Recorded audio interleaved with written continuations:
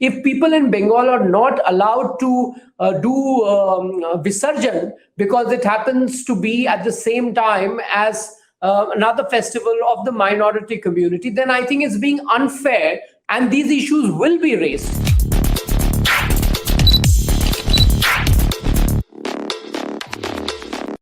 What does this mean for the BJP in 2021 polls going forward? There are four key assembly elections coming up, Amit. What are the lessons? I mean, clearly a developmental agenda along with the welfareist of the Prime Minister has sort of worked for the BJP.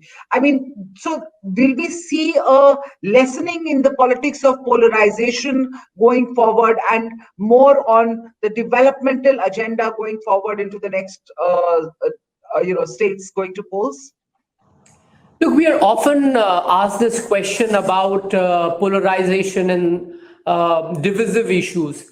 I don't understand why this gets thrown at us all the time. If you look at our speeches and our narrative, a good 90% of it is focused on development, is focused on the delivery of goods and essential services. If you speak to people in Bihar, they will tell you about the various social welfare programs run for them and why they have and how they have benefited. But it is also a fact that there are certain socio-cultural issues that dominate the minds of people. For example, when we go to Bengal, clearly the brazen minority appeasement of Mamata Banerjee's government is going to be an issue.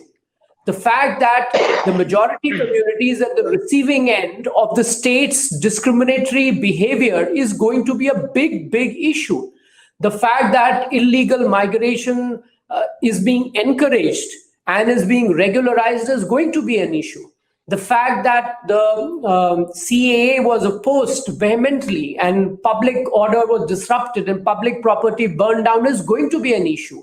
So you can't say that these are polarizing issues because these are genuine issues that exist in society. If people in Bengal are not allowed to do Visarjan because it happens to be at the same time as another festival of the minority community, then I think it's being unfair to the majority community. If every time the Hindus have to go to the court to seek permission for Visarjan, there is a problem and these issues will be raised. So whether it is Bengal or it is Assam, where illegal migration is a big concern, the demographic profile of Assam is changing. And if it continues unabated, by 2040, the indigenous population in Assam will become a minority.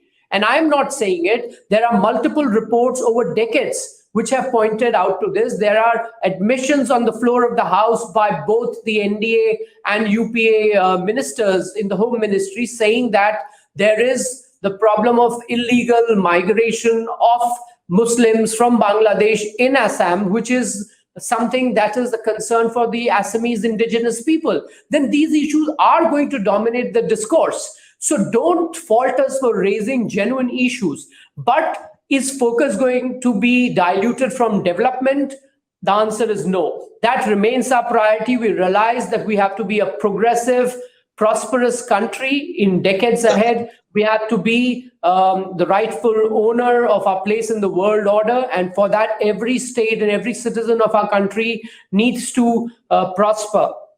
And we are going to work towards it. But we are not going to shy away from the inconvenient issues that exist and have to be addressed head on. I'm afraid in the name of secularism, some of these parties have basically debilitated India to a point where not just the majority, even the indigenous minorities of this country are not safe anymore. These are all issues that will come up in these elections.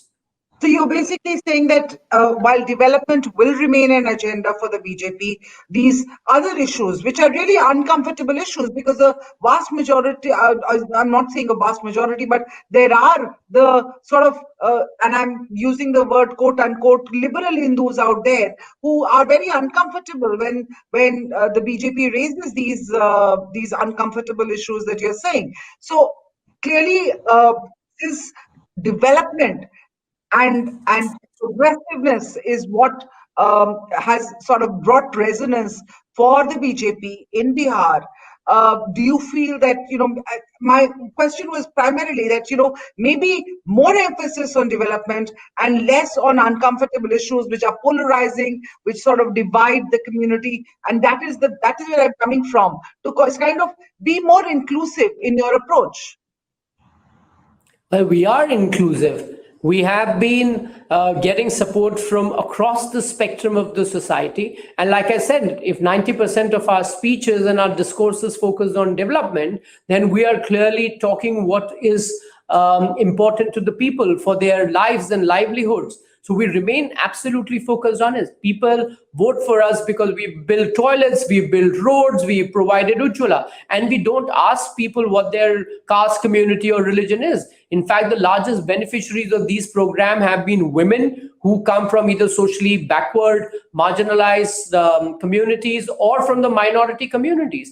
And there have been several instances where they have come out and praised the central government and the state government for delivering goods and services to them. In fact, we are probably the most secular, progressive, and inclusive party that India today has.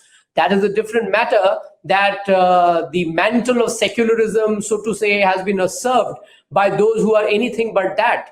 And you spoke about liberal Hindus. Let me just say that they are not liberal Hindus. They are basically communists. They are left-leaning ideologues who are running a nexus with the Islamists in this country and who are trying to either use the members of the minority community by fanning insecurity, or are trying to guilt trip the so-called liberal Hindus into believing that the minorities in this country are being wronged, when none of that is true.